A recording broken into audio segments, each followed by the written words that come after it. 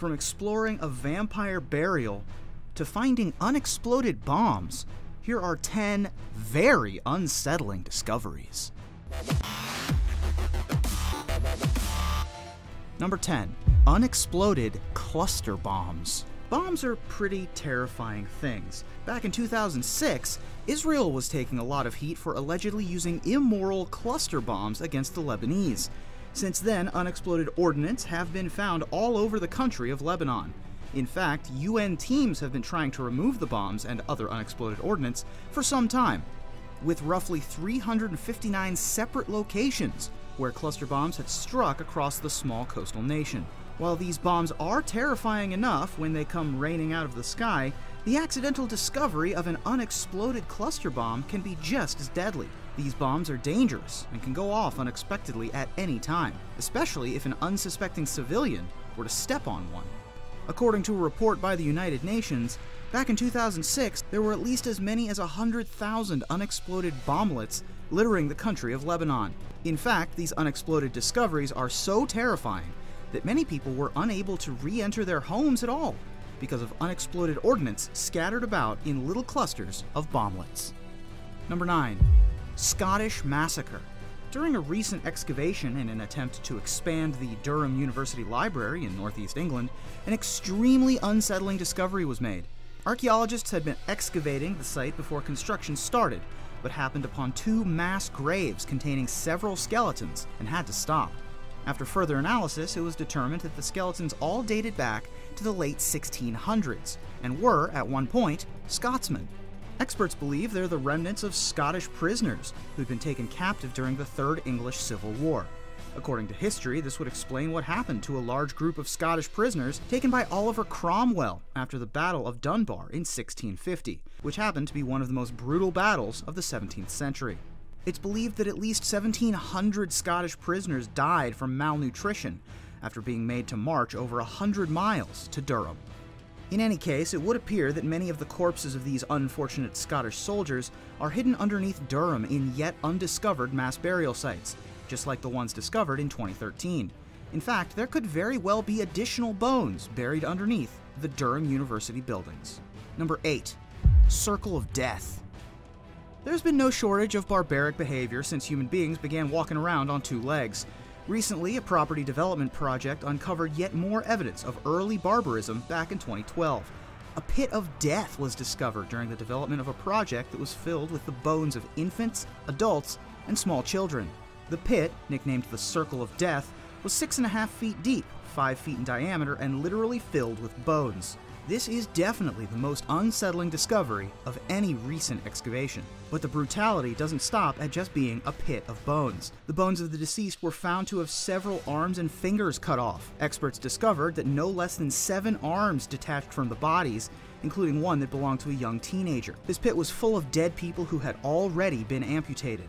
Not to mention that at least 7 of the bodies had been tossed haphazardly into the pit, including one man who had his arm chopped off and a nasty blow done to his head. And by the way, these aren't new bones either. They date back to around 5,000 years ago. Experts believe the victims were casualties of war, or that they could have been executed as some sort of brutal justice. According to a report from the Daily Mail, experts also surmise that it could have been a single family of people, all of them brutally murdered. Number 7. Mummified lung. We're all familiar with mummies, with burial remnants, and with gruesome discoveries of entire bodies. But have you ever heard about the fairly recent discovery of the mummified lung? Well, archaeologists opened a stone sarcophagus in Paris dating to 1959 in the Basilica of St. Denis, only to find a single preserved lung. The lung belonged to an old queen named Arnegunde, who'd been alive somewhere between 515 and 580 CE. The biggest mystery here was how the woman's body had deteriorated, while the lung remained mummified. It was very strange. The woman's body was nothing but bones, and yet her lung remained relatively well preserved for more than 1,000 years. Then, in 2016, researchers figured it out. The woman's lung contained chemical traces of special plant compounds and copper. Researchers believe that after the woman died, a unique type of embalming fluid made using plants and spices was injected down her throat, where it accumulated in her lung. Obviously, the embalming didn't go quite as planned. While the woman decayed, her single lung was preserved. This is one seriously gruesome discovery. Number 6. Vampire grave. Several years ago, archaeologists in Poland stumbled upon one of the most startling discoveries ever. They found a group of graves they believed belonged to vampires. Probably not real vampires, but definitely some human beings that were mistaken for bloodsuckers. The graves were discovered while constructing a roadway near the small town of Gliwice. The archaeologists were used to finding buried soldiers from World War II in the area, but rather than soldiers, the archaeologists discovered vampire skeletons.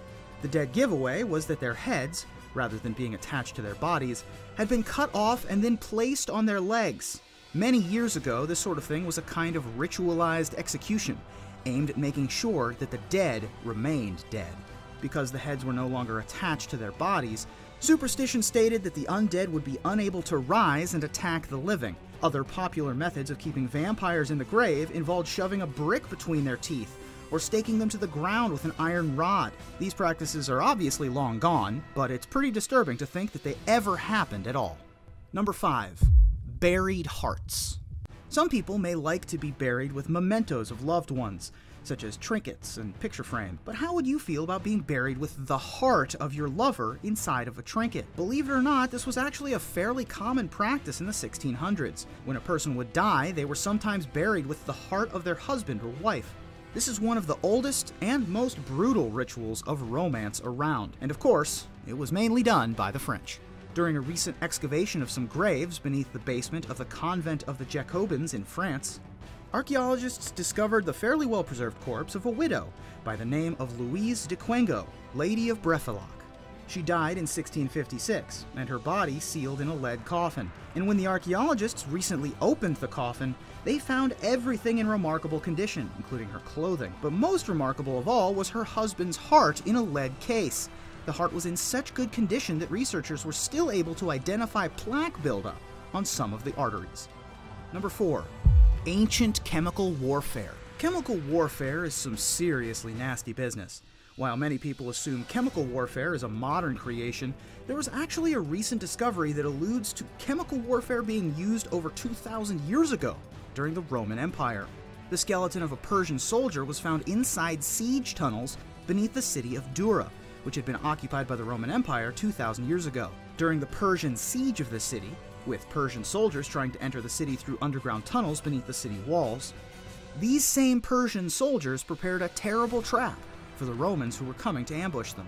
Experts believe the Persian soldiers purposely prepared a cloud of noxious petrochemical smoke to kill any Romans who entered the tunnels with them. And it worked. 19 Roman soldiers entered the tunnel and were met by one of the first acts of chemical warfare. The Persian skeleton excavated at the site is assumed to have been the one who started the fire in the first place, and he never made it out of the tunnel.